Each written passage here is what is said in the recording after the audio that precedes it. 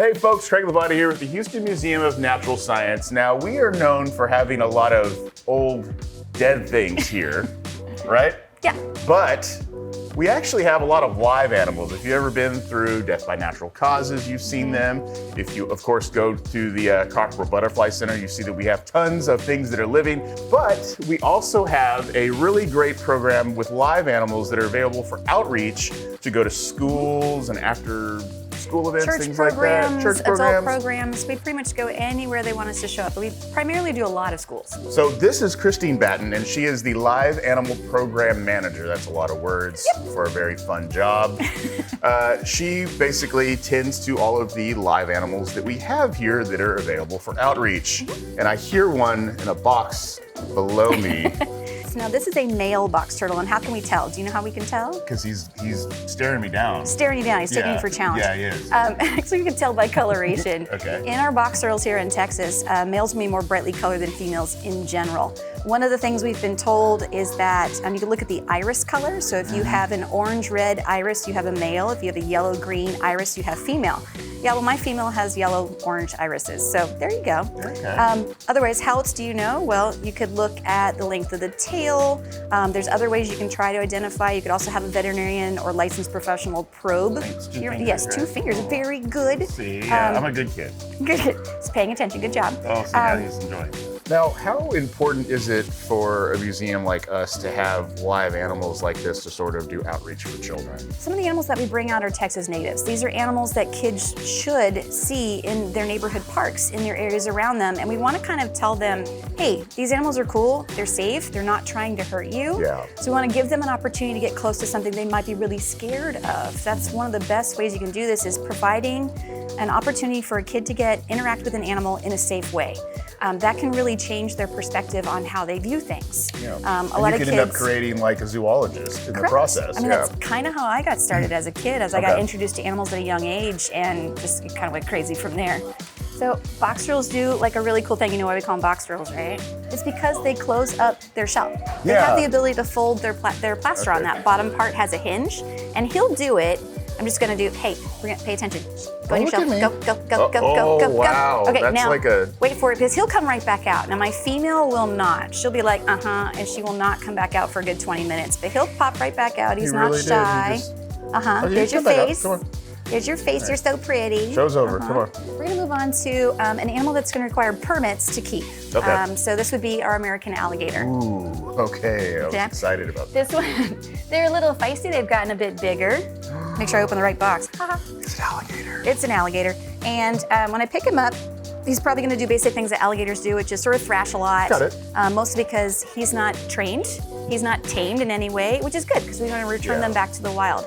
This is our American alligator, and he is about 2 years old, and that means for us, he's getting large enough we need to return him back to the wild. So we get our animals from Brazos Bend State Park in a trade cooperation with them. Right next to the George Observatory? That is correct. And plug for the observatory. A little shout out for our friends there. And so we will return these alligators. So it's really important we don't teach them any bad behaviors, such as humans need food. And I love the coloration difference. I mean, he clearly won't have these bold yellow stripes as an adult. This is coloration for blending on the edge of a waterway where grasses stick up out of our water in our bayous. I always hear a lot of kids when I walk around the museum on my normal days, I always hear kids go, you know, that's a crocodile, no, that's an alligator, that's a crocodile, that's an alligator. Is there a good, quick way we can tell people out there that they can differentiate between the two? One of the easiest ways to tell is to look at their face. Yes. Okay, so we're gonna look at the shape of the snout. So I'm gonna tip him down just a little bit so you can sort of see it there for camera. He's not gonna like that. Hi, buddy, come here. There we go. So you can see he has the letter U from eyeball to eyeball around the nose. You can see it's shaped like the letter U. Okay. Alligator starts with an A, it's a vowel. If it's shaped like a U, that's a vowel, so you're looking at an alligator. Crocodilians in general have elongated snouts, but a crocodile has a very long tapered snout. It's gonna come to a fine point like the letter V. V is a consonant, crocodile's a consonant. There you go, you got a crocodile. They actually have a whole outreach booking department. They book everybody here, so they can give you all the options. You want a dome program, you want bugs, do you want science on stage to blow something up? It's like a menu, you can be like, I get a few reptiles. Yeah, a little bit of this, a little bit of that. It's pretty good. Okay. So, you ready for another animal? Yes, we are. All right. Oh, that's Hey, a big snake. gorgeous. That's a big Hey, snake, gorgeous. folks. That is a big snake. Hi, beautiful.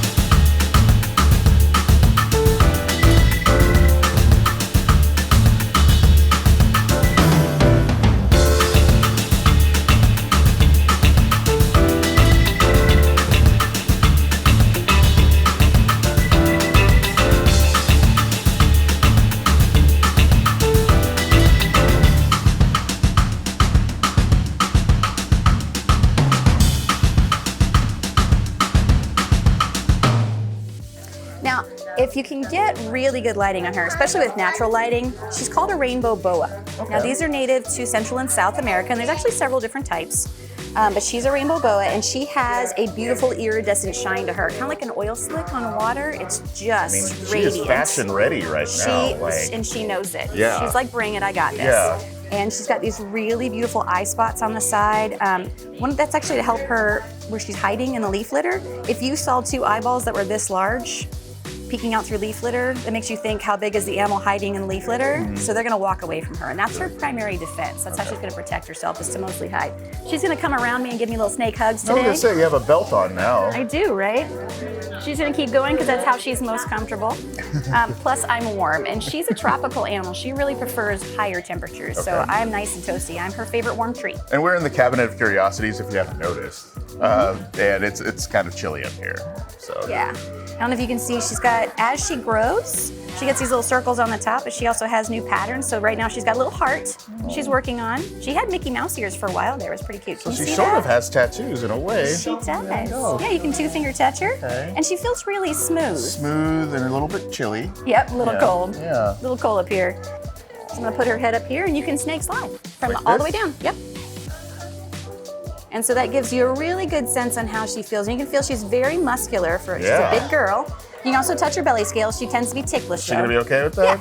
Yeah, she's been doing this for years. And you'll tell she'll kind of like suck it in and go, Yeah, she's I think she's a little ticklish. Yeah. I think all of my snakes are. So she does have heat sensing pits on her face, okay? And she's gonna use that tongue. That's her best way of telling what's going on around her. She has fairly good eyesight, but she really uses her sense of smell. And I think if you could actually train a snake to track a human, they'd be really good at it. They just get bored real fast. They just don't care. That'd be terrifying for people. Well, if you were gonna go and look for one, We you have know, a you'd tracking wanna. snake after you. All right, what else do we have? All right, we're gonna get one more animal out. Let me take off my hula hoop here. Okay, there we go. Okay. This is actually a newbie. We're training him in the process to add him to our outreach programming. So he's a trainee. young, he's a trainee. Okay. And this is actually his first view in front of public, and Kevin's on camera. Oh my. So we're gonna see how he does. Okay. This is a Savannah Monitor. Monitors and tegus are both highly intelligent lizards.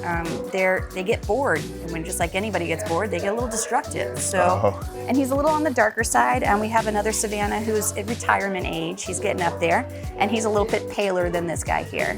What do the claws touching that. feel like? Sharp claws. Just sharp? Like, is it kind Really of, sharp. okay, like a cat? Oh yeah, cat's a good analogy. Okay. Yeah. All right. I would say more like a ferret, because cats you can't really hold like this. Very rough. Yeah. Now, monitors, where would you find a monitor at?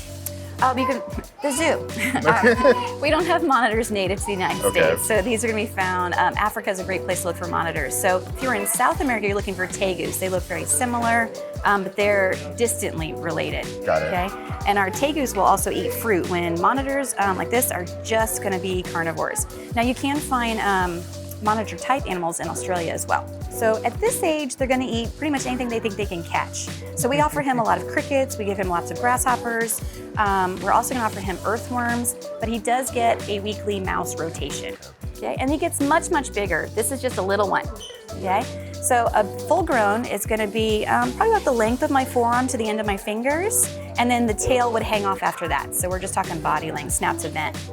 Now, these guys can be found on the ground. Iguanas you can find climbing up into trees, and are gonna be a little bit more aquatic. This one is definitely gonna be found terrestrial. They'll go down into burrows. They do like to tunnel a little bit. It's got sharp claws for digging through all that dirt.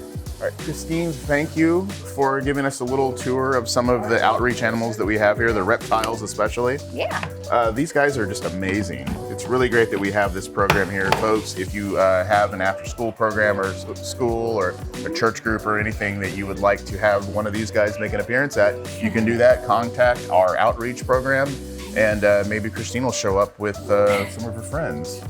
So there we go. Yeah. All right. Thank you, everybody. Thank you.